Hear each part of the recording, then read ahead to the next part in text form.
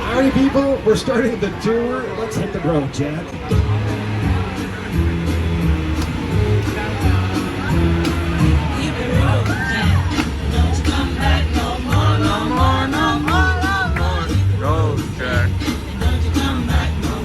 Well, we are hitting the road, but I do intend to have us come back.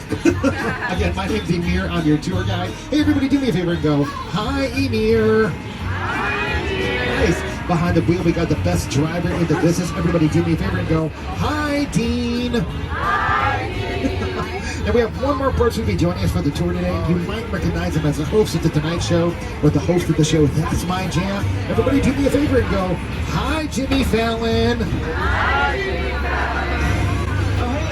You made it! Welcome to the Universal Studio Tour. I'm Jimmy Fallon. I'll be making sure that you get through this experience in one piece. You've got the very best guide, Emir, and the greatest driver, Dean. They're the best. I love them. Even though Emir owes me $5. I know you guys are excited to get on the tour, but first, a few safety rules. Hey, that's right, people. We do have some safety rules, and here they are. First, if you need guest assistance or have a medical emergency, or if you drop something of value off the side of the tram, or you have any sound or video issues, reach up and grab the red e-cord that runs along the center of the seating of the tram, then I'll be back to assist you as soon as it's safe to do so. Otherwise, during the entire tour, please stay seated and keep your arms and legs inside the vehicle at all times. Remember to use that red cord above your head if you need any assistance. The studio is private property, and if at any time during the tour you drop your phone or just can't wait to use the restroom, pull the cord and remain seated. Please, no smoking of any kind during the tour. Be prepared, our tour today features loud noises, sudden tram movements, fire effects, and many water effects. You'll want to have your cameras out for some great photo opportunities, but keep an eye on them so they don't get wet. And finally, for your safety and the safety of those around you, please do not use substances while you are on board. Alrighty, folks, well, from this distance, this height, look to the right, you're about to get a really lovely view of Super Nintendo World, right? Now, what's really cool about Super Nintendo World is that is located in the theme park section of Universal Studios. But across the street, literally maybe 50 feet away, is where we film movies, TV shows, music videos, and commercials. Now, we film those things inside of buildings that are called sound stages. A soundstage is basically a giant warehouse with really thick concrete walls that have been insulated and padded to make them about like 98% soundproof. We use sound stages for filming because it gives filmmakers a nice enclosed environment where they can control things like the weather, the temperature, the sound, the lighting. Like right now it's daytime outside, right? But what if we need to make a scene that looks like it's from the nighttime? Well, on inside the sound stage, we can do that. Also, the sound stages give filmmakers a nice enclosed environment where they can build anything they need to for their movies or the TV shows. Here, let me show you a really incredible example of that. Check out this fun scene on your screens right now. Now, Jimmy Fallon actually makes a small little cameo appearance of this. See if we can find him. He's kind of hard to spot.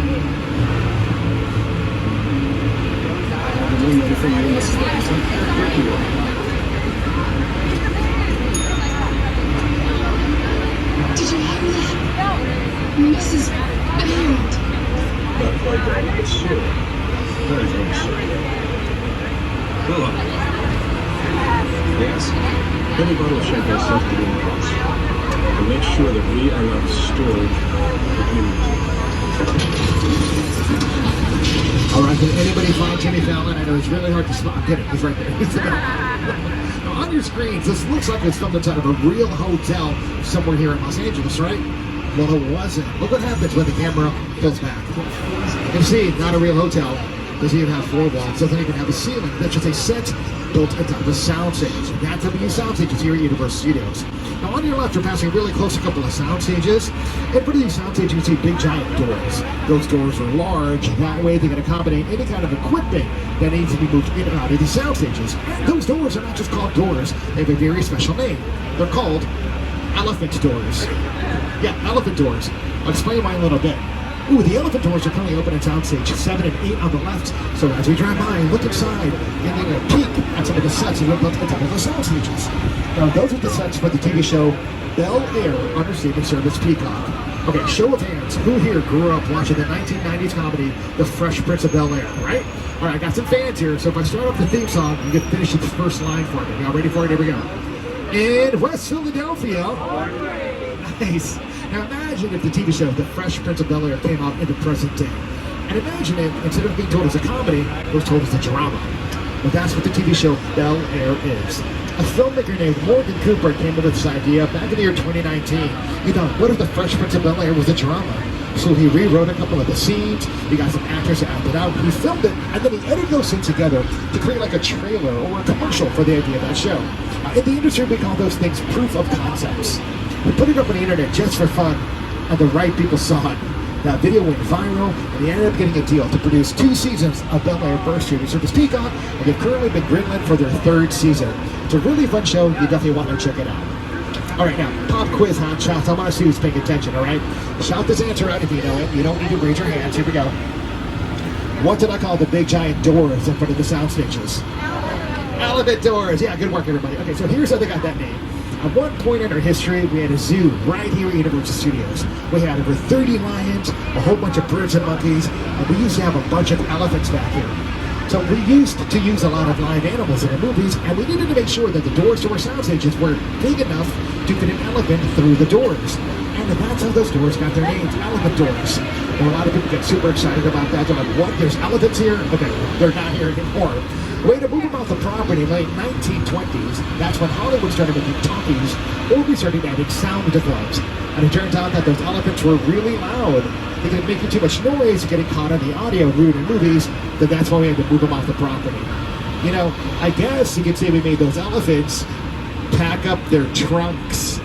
I don't got kids, but I got dad jokes, baby. Oh, on your left, it's your first celebrity sighting. It's Ted from the movies Ted, Ted 2, as well as the Peacock Limited series, Ted.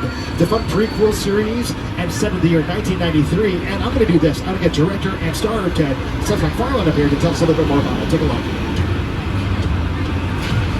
Hi everyone, Seth MacFarlane here, and I'm excited to share with you a behind-the-scenes look at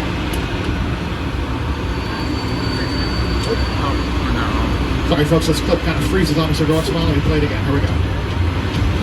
Hi everyone, Seth MacFarlane here, and I'm excited to share with you a behind-the-scenes look at my Peacock original event series, Ted. It's a prequel series set in 1993, and that means I'm skilled.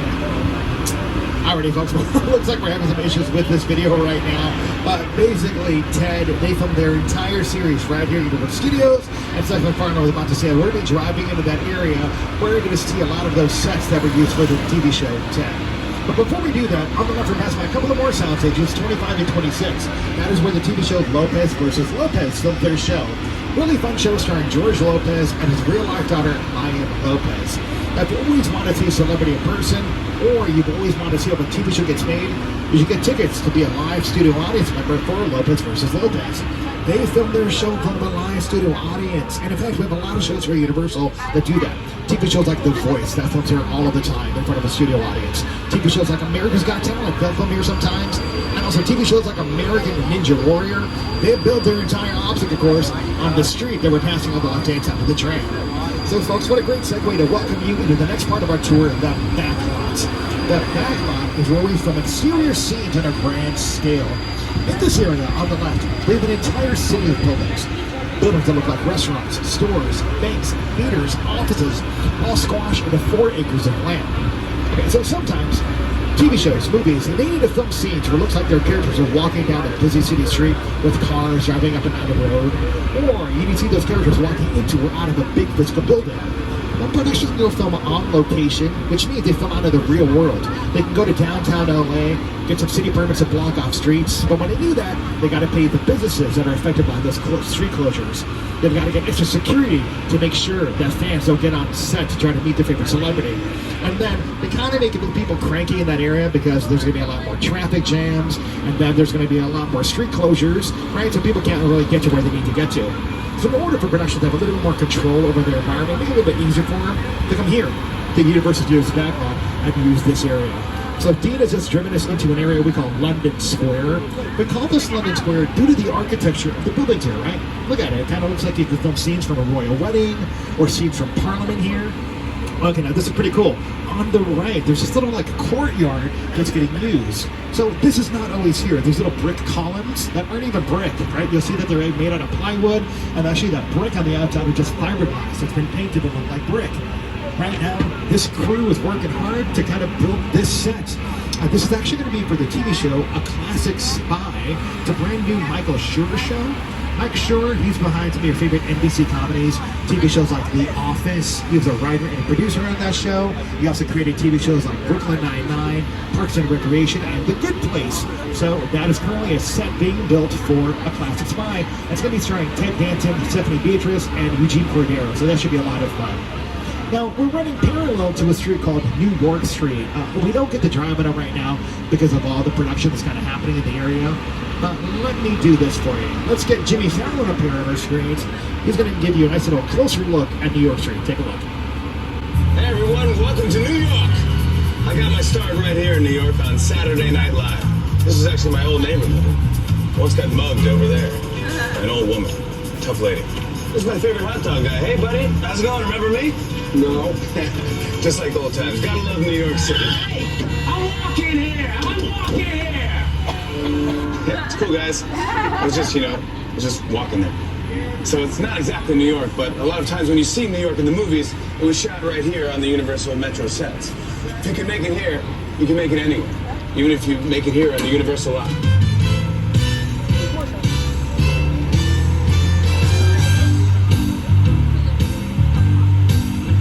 Folks, so that was a nice little look at New York Street, all the little buildings that are in that area. Now, I already told you that the brick you saw in those columns where you're driving by aren't really brick.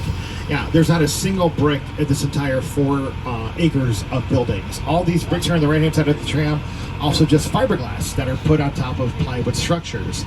We use materials like that. That way, productions can actually remove this fiberglass brick to replace it with different types of brick or different types of materials to make this look like a stone wall if they need to, make it look like a concrete wall if they wanted to as well.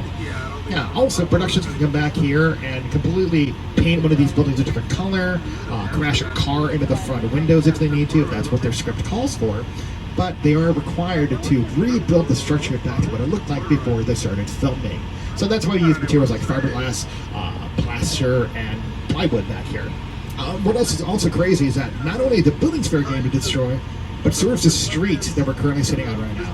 Take a look, see what the movie Blues Brothers did to the street that we're currently sitting on. When the Pinto fell and you saw it land and make this big hole in the street, that was on the Backlot. We dropped it from a crane. You dig like that in Chicago, you're good idea. When people ask me if all of the movies I've ever done, what was the most satisfying and the most fun, I've got to say Blues Brothers. We got to sing, we got to dance, got to drive, and train with the best stunt people in the world, and got to be an actor and a writer. So it was a good piece of work. Danny called John America's Guest because just he walked in anybody's house. During the shooting of the movie, John was missing, we couldn't find him. Danny went off looking for him and saw a light in his one house and knocked on the door. I said, sir, we're doing a movie down here looking for one of our actors. Oh, John, yeah, he's on my couch. He came in, he had a snack a couple hours ago, he's sleeping. He was America's Guest. I mean, literally that. All right, folks, we're going to take you over the concrete jungle streets of the big city. We're now going to take you to the real jungle. Here's Academy Award winning director Peter Johnson. He's going to let us know where we're headed to next. It's the original King Kong that made me want to do it. I saw that movie on TV about 8 or 9 years old. I went to the jungle film. I like films that just tell you sweet love adventure. Kong literally does that. I mean, you're on board the ship, you're sailing to a lost island, you're encountering monsters and creatures from prehistoric times. So I was thrilled when Universal invited me back to Skull Island. It was great to have you along for the ride. Now we have created this 3D immersive experience, so you're going to have your glasses ready. Don't put them on yet, but just have them in your hand because we're about to return to Skull Island. That's right, everybody. We're about to head back to Skull Island. But before we do anything, just a quick reminder to please remain seated and please hold on tight to your valuables. I don't want anybody dropping their phones, their cameras, or their newly acquired power bands at Skull Island. Because once we've entered this building, I am not allowed to exit the vehicle to retrieve anything. So please hold on tight to your stuff, all right? Oh, also, if you take pictures or record video, that's totally fine, but please no flash photography. Those bright lights can be really rough on the people's eyes who are sitting right next to you. Now, if you don't know how to turn off the flash in a camera, Just hand your phone to the nearest child. I guarantee they can turn that thing off in like 2 seconds. All right, let's get Peter Jackson back up here to tell us a little bit more about what we're about to experience. The Universal Tram is winding its way through a very rough, narrow trail in Skull Island, allowing the visitors a little sneak peek at some of the wildlife in Skull Island.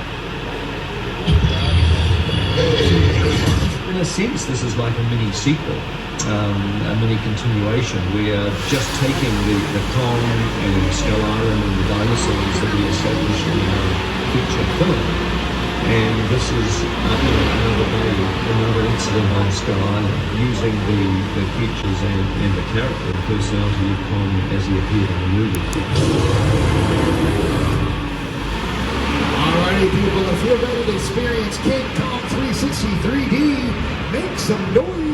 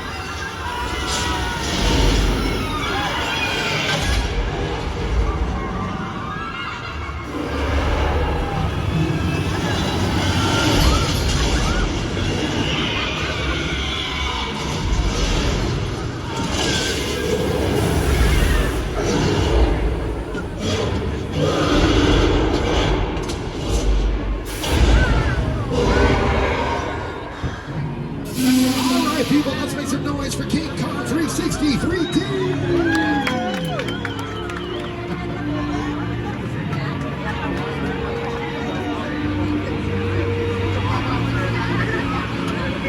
Alright, how's everybody doing? Everybody doing alright? Yeah? Alright, good. I mean, I've got to check in because that experience is incredible. That experience is pretty intense. Oh, you know what? One can even say that King Kong 360 3D was bananas. Oh, come on. I can tell that you thought that little pun was appealing. Oh, I'm not done. I'm layering them now. All right, I'll stop. No more banana puns. If they do any more, y'all might split. All right, folks, hold on to your 3D glasses, all right? Because you might be using those later on to the tour. Now, King Kong 360 3D was brought to us by the same folks who brought us the movie King Kong. That's director Peter Jackson and the team at What Effects. What Effects, they're a special visual effects company based in New Zealand, and they use some of the most advanced technology in filmmaking today to create some amazing visual effects for movies and TV shows. Now on your screens, I'm going to show you how that attraction, King Kong 360 3D, works. So you're going to see that our tram actually sits on a moving platform that shakes around in conjunction with what you see on the screens. And speaking of the screens, the room we were just in, on your video screens right now, that's the room we were just in with the lights on. You see how large those screens are. You can also see the moving platform the tram sits on. Now, our tram appeared on screen during King Kong 360 3D. Once that happened, our tram became known as a picture car. A picture car is any vehicle that shows up on screen in a movie, a TV show, a music video, and sometimes picture cars become just as famous as the actors who drive them. I'm sure all of you right now can think of at least one vehicle that you have seen on screen that's really stuck with you, right? So folks, you want to get your cameras ready. It's coming up on the left-hand side of the tram. We're about to be passed by some of the most iconic picture cars ever seen on screen. Now, not the ones below us, those are actually some of our employees' cars here. That's an actual parking lot. But it's becoming up on the left, same level as the tram, once we pass by the sign that says picture cars. Now, a picture car not only is a great little method of transportation for the characters, but a picture car can be a great way to help us audience understand kind of what time period that movie takes place in. There's some great examples here on the left, like Biff's car from Back to the Future. Remember that movie took place in the year 1955, so we needed an older vehicle for that. Or maybe a movie takes place even further back, like the Stone Age. Or check out some of these fun foot-powered vehicles from the Flintstones. A picture car can help you understand what city your movie takes place in.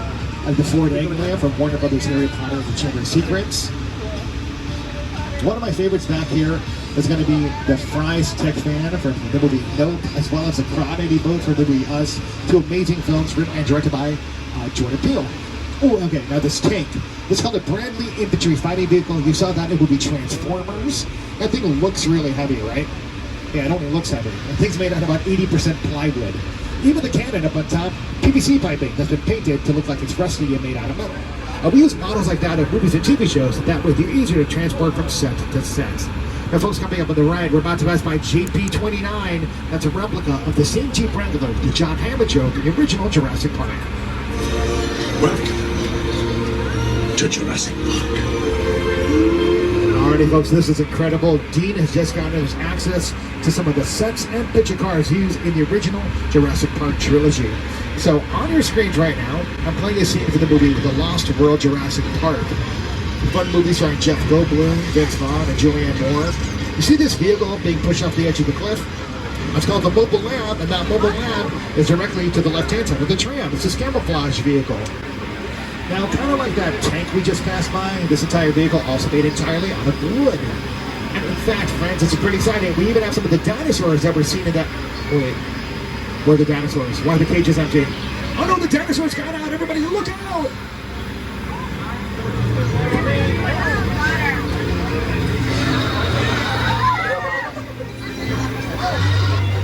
Well, of course, those dinosaurs made out of those cages.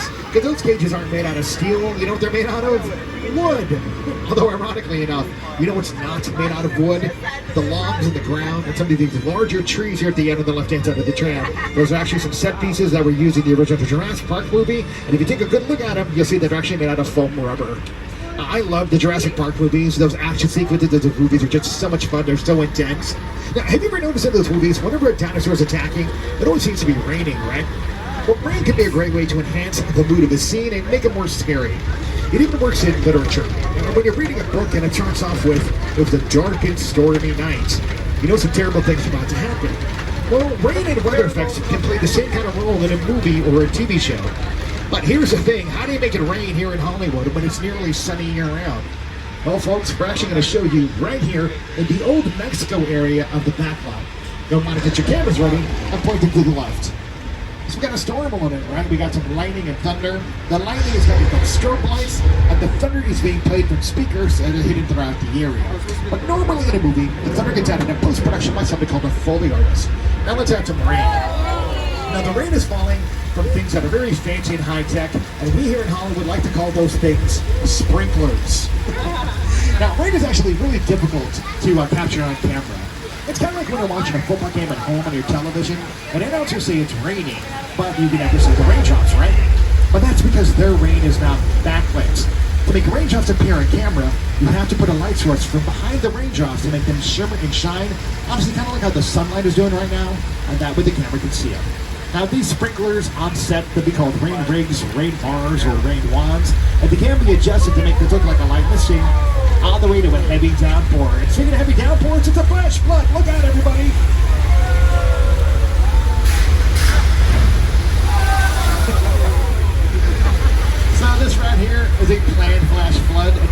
we added to the tour all the way back in the year 1968.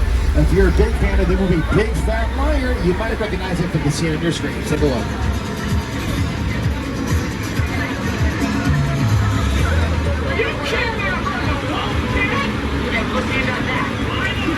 Big Fat Liar star Paul Giamatti, Frankie Muniz, and Amanda Bynes. If you're a big fan of Lady Gaga, you might recognize that same flash flood effect because she used it for her music video for the song Judas. Lady Gaga herself stood in the path of all that water and drenched her completely.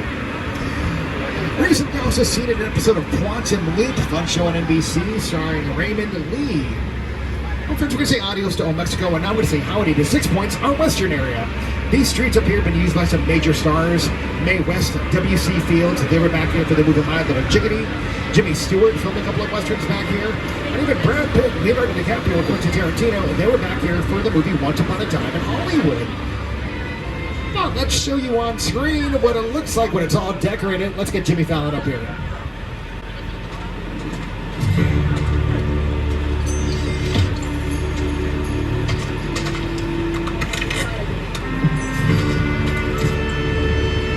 This town ain't big enough for the both of us, Jimmy Fallon.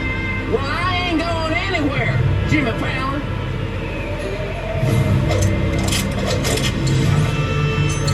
Now look here. Nice folks in this tram don't want no trouble. They just want to check out 6 Points, one of the oldest sets on the Universal line. I wonder just where John Wayne and Jimmy Stewart shot a few of their westerns. That's right. That's where I aim to shoot you. Looks like we got ourselves a Mexican standoff. Lucky shot. Now what say you mount up and get out of town when we're getting good? All right.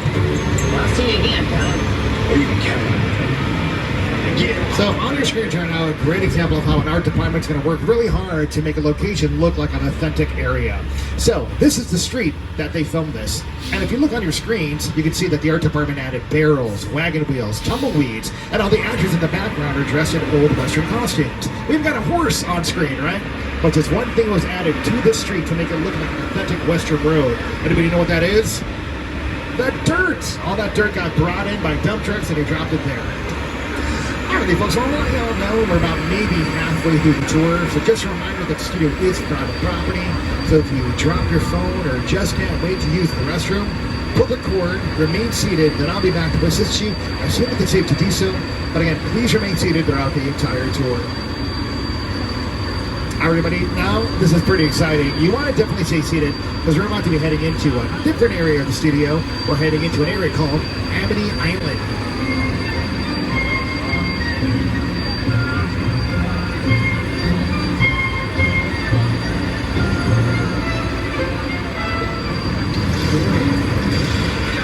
That's right, people, we're heading into the home of Jaws. And you're up under the tram, you can see that the beaches are closed, but Mayor Vaughn wants you to know that the beaches are going to reopen. That's right, we have caught that killer shark. You can actually see him on the right-hand side of the tram just hanging out. In fact, we sent my friend George in the water. He's a police diver. He's making sure that the waters are safe for us to go back into, all right? So let's go catch up with my buddy George and see how he's doing. Hey, George, can you hear me? Hey, George? I don't think George can hear me underwater. Oh, well, whoa. Everybody else, the shark. And George is still in there. All right, people, I need your help. On the count of 3, shout, George. 1, 2, 3. George! Thank you, George. Buddy. Wait, where'd the shark go? George, there was a shark, you know? No! Oh, everybody, this is terrible. George was such a beautiful person on the inside and out. And now George is insides are out. That's okay, folks. We've got a plan. We're going to pull forward and we're going to hide behind the super safe barrels of gasoline. And in the waters, there's a barrel that is full of bait. If the shark takes that, we should be safe. Let's see what happens.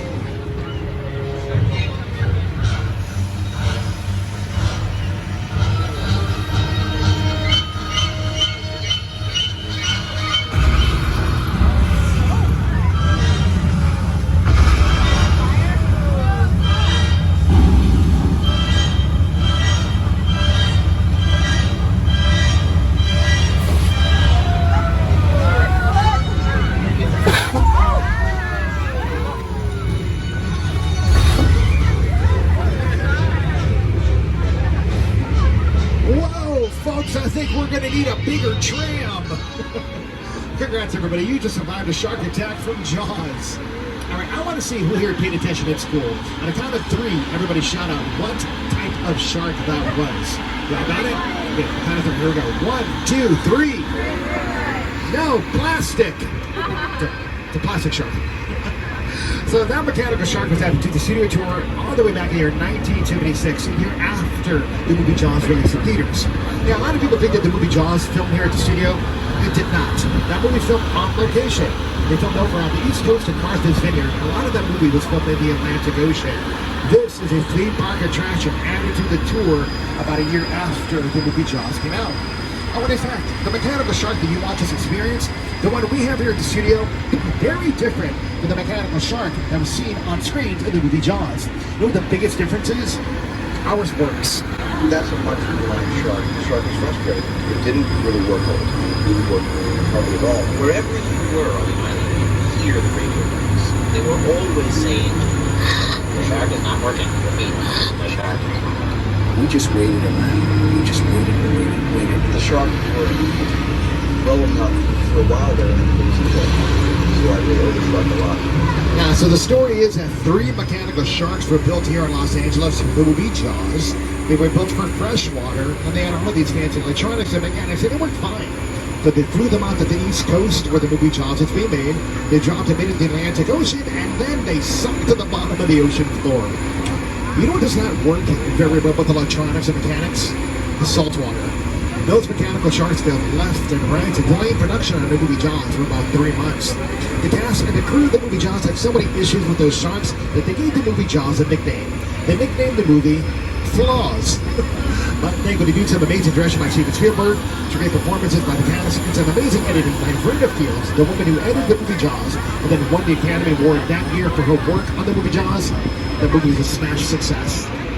Ooh, okay, folks, this is really cool. So Dean has got us on a street that we call Colonial Street. Probably one of the most photographed streets in the entire world. In fact, this blue house here on the right-hand side of the tram, if you have watched Ted on Peacock, you should recognize that as the house where Ted and Johnny live. Take a look. Fastidious people. I'm ready to go.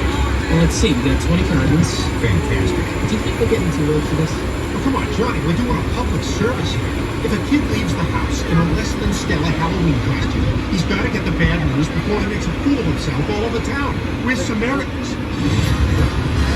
So yeah, this is probably one of the most photographed shoots in the entire world. You've seen it in a movie, a TV show, a music video. If anybody here watched the movie Candy Cane Lane on Amazon Prime during the holidays, well, the Carver family house, the house where Eddie Murphy, Tracy Ellis Ross lived in, that is going to be this brown house coming up here on the left-hand side of the tram. The blue house next door, if you watched the Super Bowl, you saw the really fun Beyonce commercial where she snatched a lemonade stand in front of a house. That's the blue house here. If you watch Never Have I Ever on Netflix, this yellow house on the right, that's where Davey lives in Never Have I Ever. And for the folks my age, if you were watching the TV show The Munsters, there's purple house here, that's 1313 Mockingbird Lane. That is where the Munsters live. Let me show you a couple of other things that are filmed right here on Colonial Street. In the 1980s, Tom Hanks and Carrie Fisher were back here for the movie The Burbs. In the 1990s, Christina Ricci, she filmed the movie Cast were back here. And in the 2000s, Nelly and Kelly Rowland, they filmed a music video with the song Dilemma on that street. Other music videos that use that street, Smash Mouth's All-Star, as well as Dr. Dre and Eminem, they were on that street for Forgot About Dre. But I'm going to guess a good handful of you might recognize Colonial Street by a slightly different name. If there is one thing everyone in suburbia can appreciate, it's a good name. That's right, ABC's Desperate Housewives used Colonial Street as a serial name for the entire run of that fun series.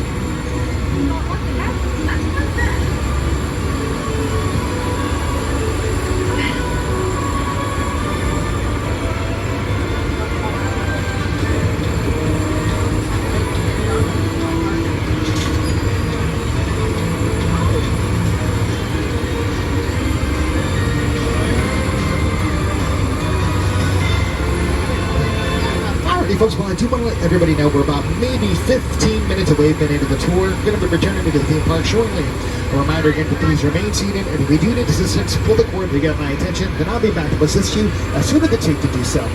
Well, friends, we're currently driving on a street that we call Steven Spielberg Drive back here. And it's pretty appropriate that an amazing set that was used for one Steven Spielberg's movie is coming up on the left-hand side of the tram. Let me show you that scene on your screens. In a second, you're about to see the set for War of the Worlds. Is a perfect example of a set that is all designed around the vision of Steve. Things that together, sit down and talk about the world. That's on what if the 747 time, right? So I'm going to pause it. So on your left-hand side of the tram, you can see that 747. That is a real Boeing 747 that was purchased and then chopped into pieces for the scene I just played for you on your screen. What an incredible thing. You know, we've been so lucky here at Universal Studios to be able to work with some incredible directors. Folks like Steven Spielberg for Jaws and War of the Worlds. Amy Heckerling for Fast After Ridgemont High, George Lucas for American Graffiti. We continue to work with generation-defining directors in Jordan Peele. We're actually about to be driving through the set of Jupiter's Claim from Jordan Peele's movie Nope. Let's get Jordan Peele up here to tell us a little bit more about this. Movie magic only happens when a team of collaborators, often in the hundreds, work together to take an impossible notion and bring it to life. This is Jupiter's Claim, a nostalgic, small-time Southern California amusement park owned by former child star Ricky Jupiter.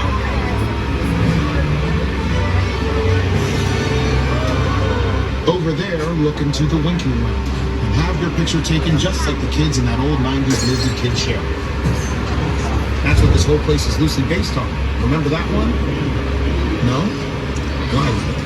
A little further down, you can see the brand new Star Lasso experience. Built to showcase an unbelievable new live show. It's not looking so live anymore. Anyway, behind this Hollywood fantasy of a gold rush frontier town lies a sinister secret. It is smack dab in the center of the unicorn hotspot. Welcome to the world of no.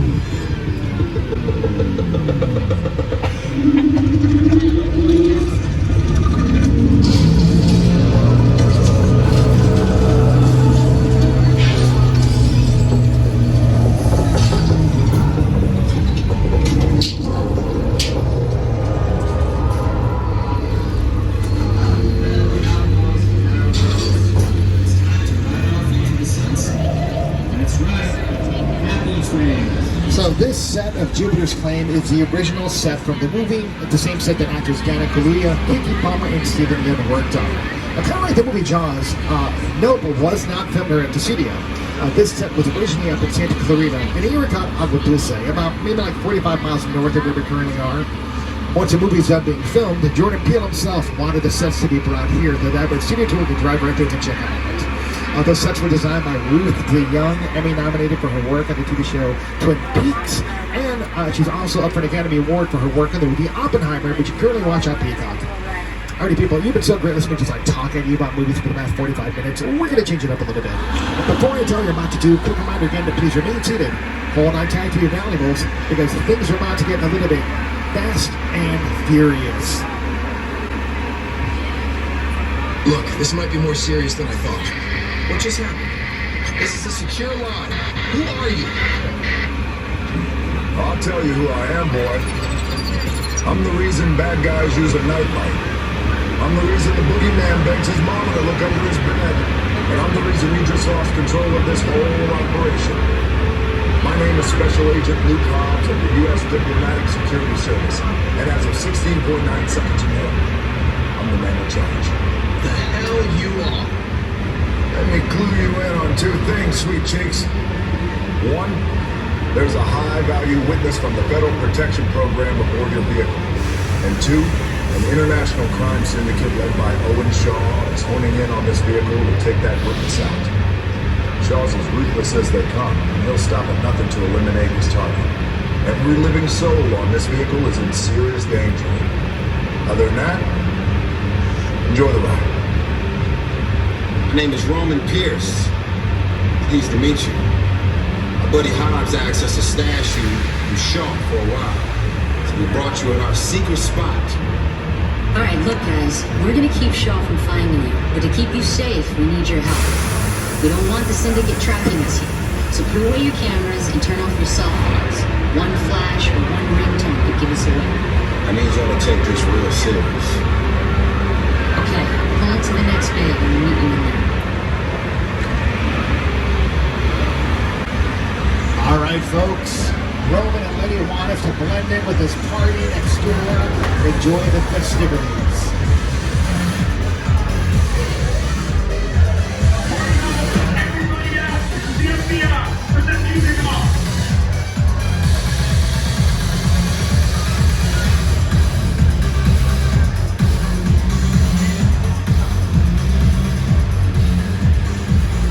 This is what we're doing. This is the race day after party. And the winner, Roman Pierce, FBI, don't move.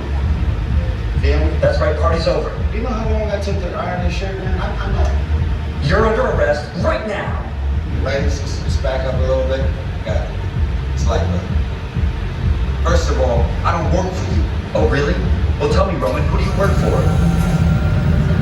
We don't work for nobody. I suggest you clear out of here, otherwise we can't guarantee your safety. Guarantee my safety? I'm the one holding the gun. Never mind's a whole lot bigger than yours. Escort this novice out.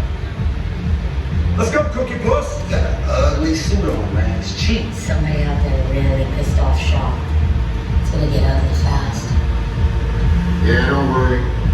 Lucky for you, our whole family will protect you. Are you kidding me, Roman? You didn't shut off your phone, bro? I gotta call you back. I'm just how many minutes? See what I'm talking about? Call you back. It was on vibrate. Sure, Trace does. I just can't hold it forever. Letty, Roman, we're up. Driver, move that vehicle. It's about to get real interesting. My Mona Lisa's all warmed up right next door. Logan, roll your truck. I need you and Letty ready to roll. Okay, everybody, Dean has got a plan. We are going to pull forward and hide out inside of this parking garage up here. Now, hopefully, Special Agent Luke Hahn can just handle business and take care of Owen Shaw. You know what? If Owen Shaw gets past it, I got an idea. Everybody, take your 3D lenses and go ahead and put them on right now. That way your faces get covered up a little bit. And if Owen Shaw finds us, he won't be able to tell which one of us is the undercover witness. All right, put those 3D glasses on now, everybody. Good luck.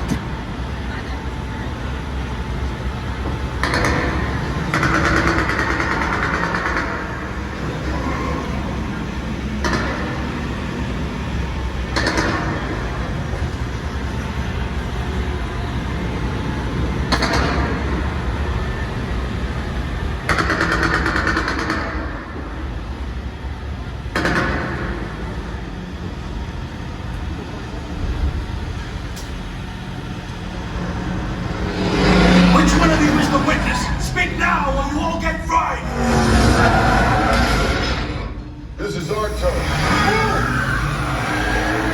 After them. Okay, guys, it's showtime. Cover them up. This thing ain't moving fast enough. Roman, Letty, hook him up. I got to move when I'm on. Now we're moving.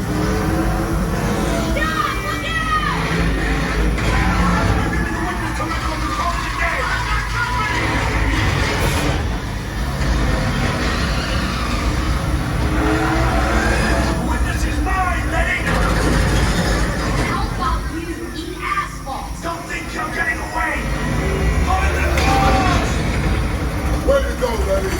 Don't let another missile shot. Not gonna happen. Don't worry, I got you. Woman, don't shoot. Head on the bridge. Under construction. Everybody hold the line.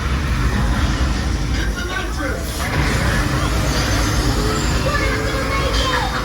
Ride or die.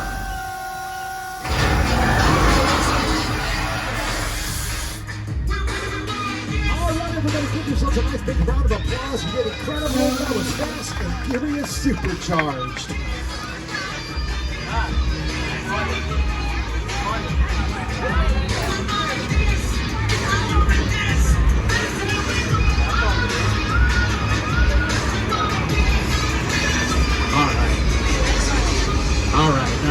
I'm sure I've got people aboard the tour today that were like, oh, come on, Emir, that was so unrealistic. There is no way that this giant vehicle could have made that crazy jump. That's impossible. But you know what? It's not impossible. You know why? It's because gravity's not stronger than family. Hell of a job, everybody. You've protected the witness, and you can resume breathing. You know, it's crazy out there. You guys ride hard. Respect. You know, my Mona Lisa got messed up a little bit, but it's all good. We got through it. Y'all held us down. Appreciate it. They say the bigger the family, the stronger it is. You guys did good out there. And you're welcome to join our crew anytime.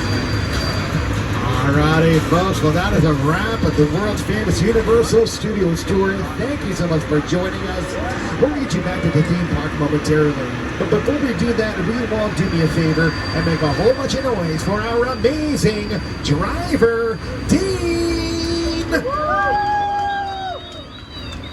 Also, huge shout out to the annual pass holders aboard the vehicle today. Thank you so much for always joining us. If you're not an annual pass holder, you want to become one, head to the Universal box office to find out who you can turn today's ticket into an annual pass.